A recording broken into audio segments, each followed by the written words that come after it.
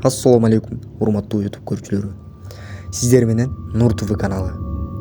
Бүгүн биз сиздер менен табышмактуу болгон окуяга күбө болобуз. Андыктан экранга жакшылап жайлашып алган болсоңуздар, биз баштадык. Үңкүрдүн ичиндеги үн. Көптөн бери элин узуп калган токой бар. Ал токойду жергиликтүүлөр көк тумандын өрөөнү деп аташат. Бул жерге эч ким түнкүсүн барбайт. Себеби ал жакта үңкүр сүйлөйт дешет. Эл арасында мындай миф бар. Ким түндө үңкүргө кирсе, ал өзүнүн укпай калат. Анткени ал үн башка бир дүйнөгө өтүп кетет. Адамдын өзүнү кайтып келбесе, анын жаны да кайра кайтып келбейт деген сөздөр айтылып жүрчү. Убакыт өтүп, миф унутула баштаган. Бирок бир күнү шаардан келген 4 студент Азамат, Жийде, Арген жана Нуржан ошол өрөөндү изилдөөгө жөнөшөт. Алар мифтерди изилдеген бөлүмдө окушат жана үңкүр сүйлөйт деген уламышка өз көзүбүз менен күбө бололу дешет. Алар түнкүсүн токтошот, чатыр тигип, от жагып сүйлөшүп отурушат. Саат 23:46 болгондо алыстан тумандын арасынан салам деген сыяктуу муңдуу нажик үн угулат. Үн тымызын, бирок аң сезимди чагып өткөндөй. Уктуңарбы? Деди Жийде. Ооба, бирок бул жерден болушу мүмкүн, деди Арген. Бирок Азамат мындай деди. Бул үн бизди чакырып жаткандай угулду. Алар үңкүрдү карай басышат.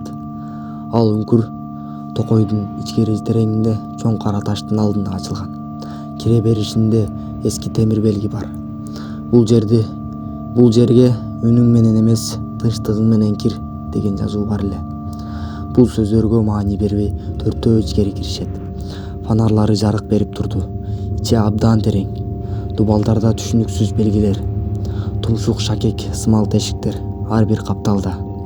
Алар узак жол жүрүшөт. Бирок бир маалда үн кайдан чыгып жатканын сезишет.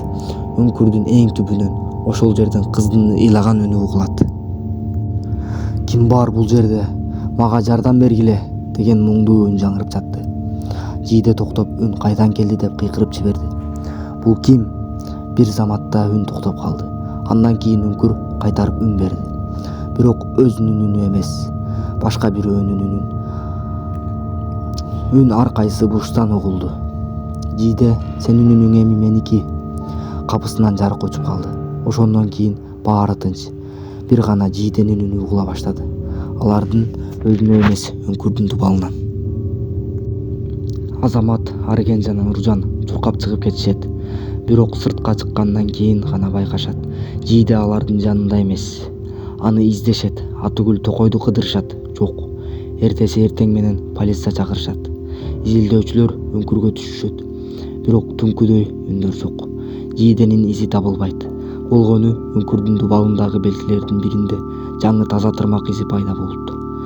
Тагыраагы ичкериден тырмалгандай. Ошондон кийин эл арасында жаңы миф жаралат. Үңкүр дагы бир үн жутту. Эми ал үн дубалда жашайт. Эгер ал үн сени чакырса, жооп бербе.